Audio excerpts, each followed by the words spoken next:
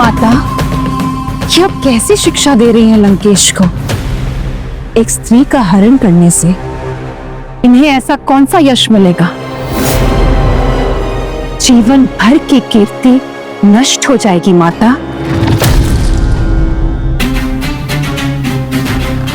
मंदोदरी भाभी, आप उस स्त्री के पक्ष में हैं या अपनी ननद के? अपनी ननद का ये अपमान क्या आपको दिखाई नहीं दे रहा? और किस कीर्ति के नष्ट होने की बात कर रही हैं आप? महाबली लंकेश की बहन की कोई नाक काट ले, उनके भाइयों को मार डाले और ये कायरों की भांति शांत बैठे रहे। इससे बड़ी अपकीर्ति क्या होगी लंकेश की?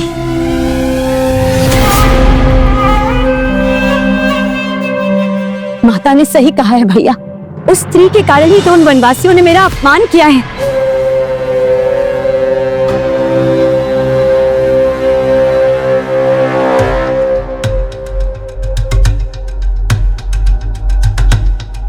और एक बात बता दूं आपको भैया, उस स्त्री की सुंदरता जब आप देखेंगे तो आपके नेत्र चकाचौंध हो जाएंगे।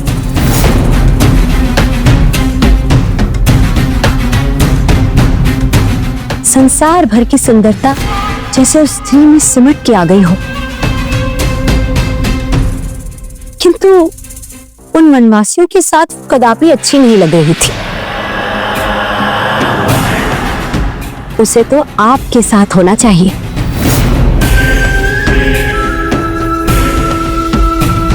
महान रक्ष सम्राट महाबली लंकेश के साथ। बस भी करो शूर्पणखा। अधर्म की पराकाष्ठा है एक स्त्री का हरण।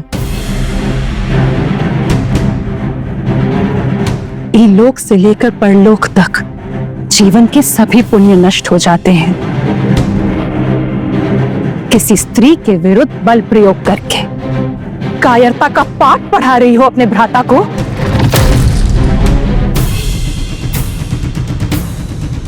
और जो उन वनवासियों ने मेरे विरुद्ध बल प्रयोग किया, क्या वो धर्म था? मैं स्त्री नहीं हूं क्या? जो जिस भाषा में बात करे उसे उसी भाषा में उत्तर देना चाहिए।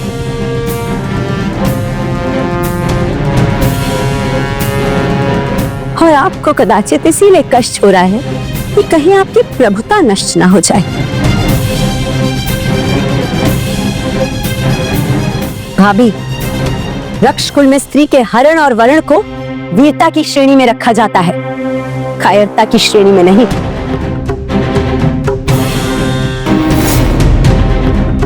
हरण और वरण की कैसी अनुचित परिभाषा दे रही हो तुम शूर्पणखा? यदि कन्या का विवाह कहीं और हो रहा हो और वो प्रार्थना करे तो उसका हरण और वरण करना वीरता कहलाती है, किंतु जो तुम कह रही हो वो चोरी कहलाती है।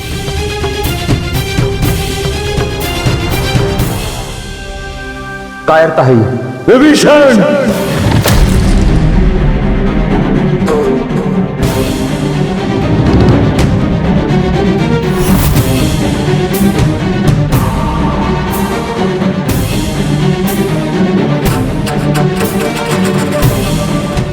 बंद करो अपने प्रवचन।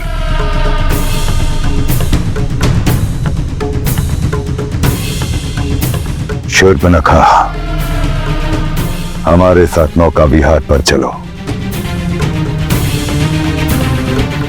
तुम्हारे घायल हृदय को भी शांति मिल जाएगी और हमारा मन भी बहल जाएगा।